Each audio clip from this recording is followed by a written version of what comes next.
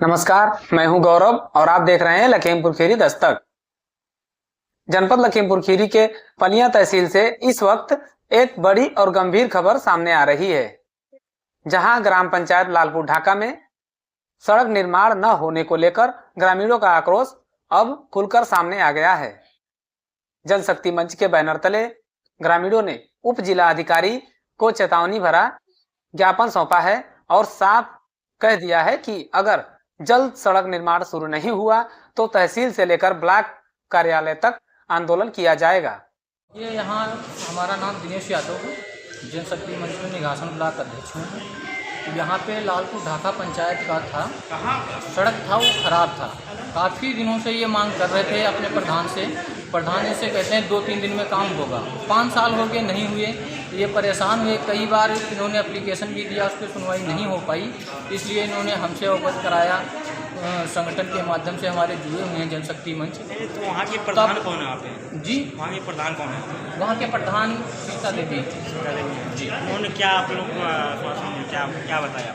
जी, उन्होंने ये कहा कि 2-3 दिन में बन जाएगा, मगर 5 साल हो गए उनके 3 दिन नहीं हुए। इसकी आप लोगों ने कहीं शिकायत दर्ज कराई है? जी, शिकायत दर्ज हुई और हमने भी बात की। यहाँ के जो सेक्रेटरी थे वो जांच करने गए तो काफ़ी उन्होंने जांच किया, उनका जो सलूक था वो ठीक नहीं था। इन्होंने कहा कि हमसे बदसलूकी हुई। हमने उनसे बात किया, तब उन्होंने कहा, हमने कहा आपने जो जांच की इससे संतुष्ट नहीं है, आपने वहाँ पे क्या किया?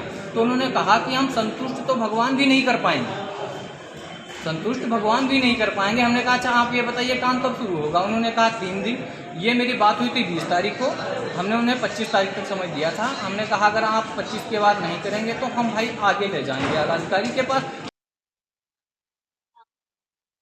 ग्रामीणों ने ग्राम प्रधान, पंचायत सचिव और संबंधित अधिकारियों पर भ्रष्टाचार के गंभीर आरोप लगाए हैं। बताते चले कि ग्राम पंचायत लालपुर ढाका में वर्षों से स्वीकृत सड़क निर्माण कार्य शुरू न होने से ग्रामीणों का गुस्सा फूट पड़ा।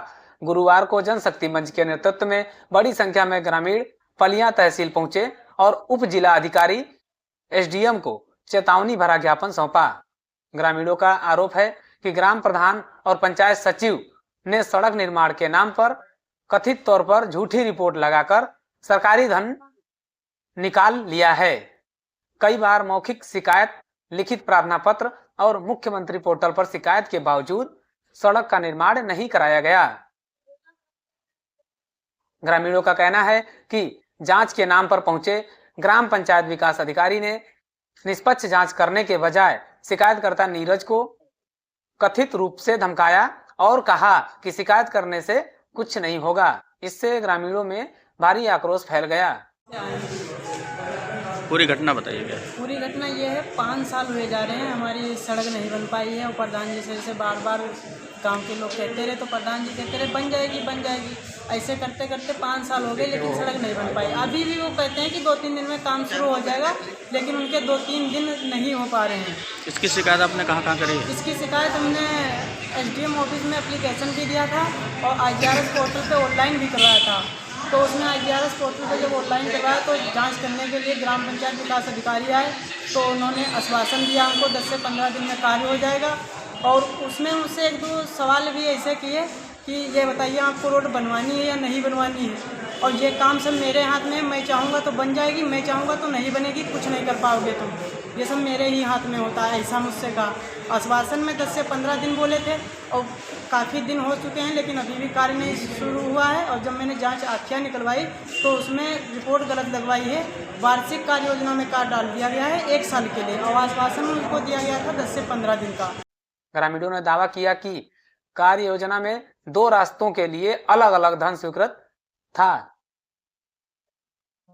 जिसमें एक सड़क के लिए जो इसराइल के घर से संतोष के घर तक इंटरलॉक निर्माण कार्य होना था, उसके तहत 1,90,000 रुपए निकाले गए।